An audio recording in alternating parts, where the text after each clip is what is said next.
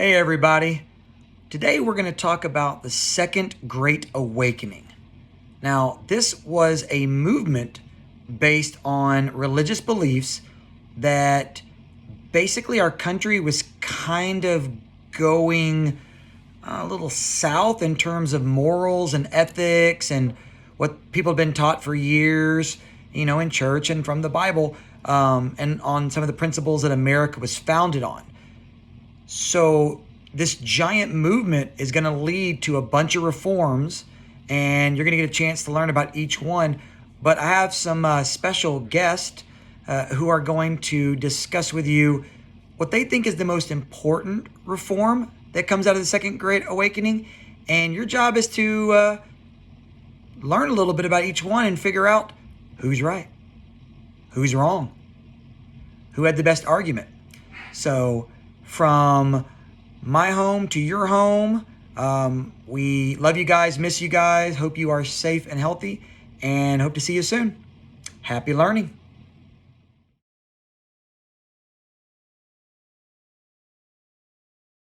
The greatest reform movement of the 1800s, in my opinion, by far, is the abolitionist movement. The abolitionist movement, as you know, is the movement to end slavery. And that caused quite a rift between the North and the South in the late 1800s, around 1860, which, as you know, led to the Civil War, which was the bloodiest war in American history. So, killed the most Americans by far of all time. So that had quite an impact on our society. So that is one of the reasons that I think the abolitionist movement is by far one of the greatest reform movements when compared to others. Of course, you had some other ones that happened later, like women's suffrage and things like that. But we'll learn more about that later, now won't we? But by far, the greatest reform movement of the 1800s was abolitionist movement.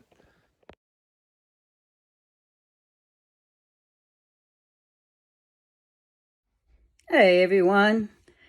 I want to talk for a minute about women's rights. Everyone has a mother, and mamas are real important because they raise you and give you your values.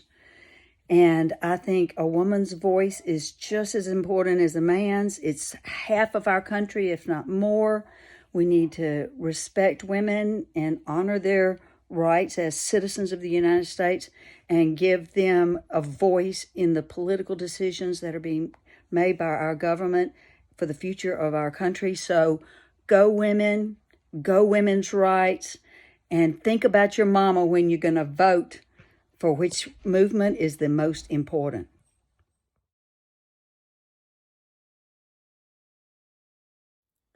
Hey everybody, today we're going to talk about the temperance movement.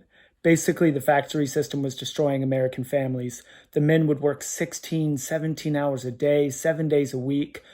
These were hard-working, religious men, but because of all the stress that they had at work, they would spend all their money on alcohol, and they would drink all the time. And so when they would come home, they would expect their wives to have food on the table, but they spent all the money on alcohol. So then they would actually beat their wives for not having food on the table. Now, Congress decided to battle this by passing the 18th Amendment, which outlawed alcohol. And that is the gist of the temperance movement.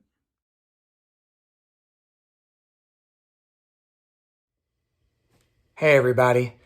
I just wanted to tell you that the most important reform movement in the 1800s, easily education. Now I know what you're thinking. Hey, what about the other ones? Without education, can we really learn about the other ones? I mean, it was Horace Mann of Massachusetts who came up with the idea of a common school where local property taxes would pay for public schools and positive reinforcement would be the main form of punishment.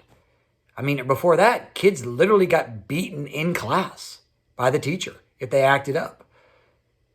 A lot of people didn't have access to school. And because of Horace Mann and later the Morrill Land Grant College Acts of 1862, that helped pave the way for public education all the way through college.